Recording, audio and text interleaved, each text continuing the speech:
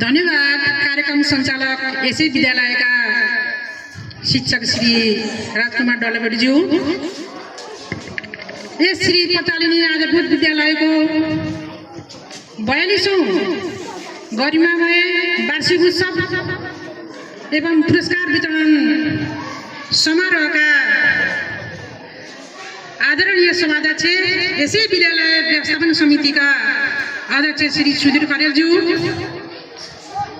आजका प्रमुख अतिथि गजुरी गाउँपालिकाका सदस्य अध्यक्ष श्री गणेशलाल श्रेष्ठज्यू, त्यसै गरी गजुरी गाउँपालिकाका सदस्य उपाध्यक्ष एवं न्यायिक समितिका संयोजक श्री शर्मिला विश्राज्यू, गजुरी वडा नम्बर 1 का आदरणीय वडा अध्यक्ष एवं यसै विद्यालयका संरक्षक श्री तारानाथ भण्डारीज्यू,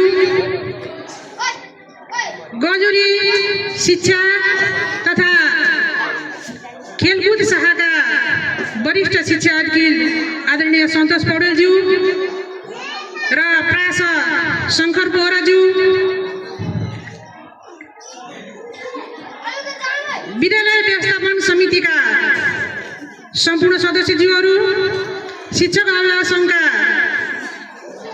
संयोजक एवं सम्पूर्ण सदस्यज्यूहरू, हाम्रो निमन्त्रणालाई स्वीकार गरी पाल्नुभएका छिमेकी विद्यालयका आदर्श माध्यमिक विद्यालयका श्री सुरेश कुमार बस्नेतज्यू, त्यसै गरी जीवन ज्योति आधारभूत विद्यालयका प्रधानाध्यापक श्री लक्ष्मी उप्रेतीज्यू, यसै विद्यालयका आदरणीय प्रधानाध्यापक श्री हरिबहादुर श्रेष्ठज्यू, मञ्चमा आसीन भूतपूर्व विद्यालय व्यवस्थापन समितिका अध्यक्षज्यूहरू, सम्पूर्ण सरकारवालाज्यूहरू, आदरणीय अभिभावकज्यूहरू, सम्पूर्ण शिक्षक मित्रहरू र सम्पूर्ण विद्यार्थी भाइ बहिनीहरूमा मेरो व्यक्तिगत तर्फबाट र यस विद्यालयको तर्फबाट हार्दिक शैक्षिक अभिवादन एवं हार्दिक स्वागत गर्दछु।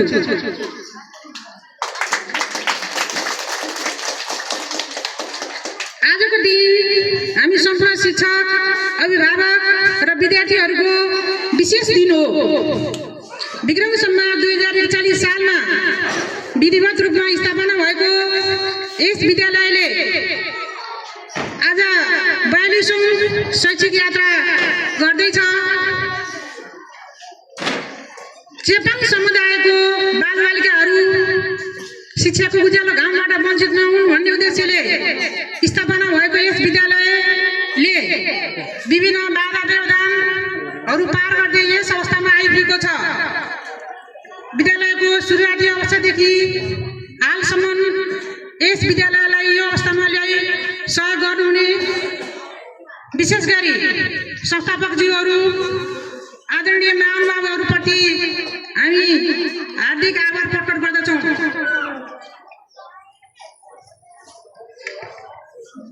गजुरी वडा नम्बर 1 को आधावारा भन्ने ठाउँमा सञ्चालित यस विद्यालयलाई 6-8 सञ्चालन गर्नको लागि यस देउराली डाँडामा ल्याइएको छ। सम्पूर्ण महानुभावहरू यस विद्यालयको शैक्षिक, भौतिक, आर्थिक गतिविधिहरू भइरहेको अवस्थाभन्दा पनि अझै सुदृढ गर्नको लागि यहाँहरूको अमूल्य सुझावको हामीले आशा र भरोसा गरेका छौँ।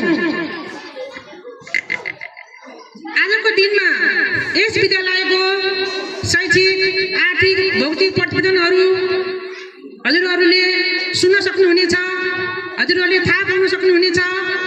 हजुरहरूले आफ्ना नानी बाबुहरूको सृजनशीलता, क्षमता र प्रतिभाहरू पनि अवलोकन गर्न सक्नुहुनेछ। हजुरहरू यस कार्यक्रममा सुरुदेखि अन्तिमसम्म बसेर आफ्ना नानी बाबुहरूलाई थप हौसला, प्रेरणा प्रदान गर्नुहुनेछ भन्ने मैले आशा गरेको छु। यस पत्तालिनी आदि सदैव ज्ञान, संस्कार र समाज परिवर्तनको वाहक यस विद्यालयले शिक्षाका राष्ट्रिय उद्देश्यहरू हासिल गर्न तहगत रूपमा रहेका सिकाइ उपलब्धिहरू हासिल गर्न कक्षागत सिकाइ उपलब्धिहरू हासिल गर्नको लागि हरदम प्रयासरत रहेको अनुरोध गर्न चाहन्छु। आफ्नो व्यस्त समयका बावजुद पनि यस विद्यालयको निमन्त्रणालाई सहर्ष स्वीकार गरी हामीलाई हौसला र शुभकामना प्रदान गर्न पाल्नुभएका प्रमुख अतिथिज्यू, विशेष अतिथिज्यूहरू सम्पूर्णमा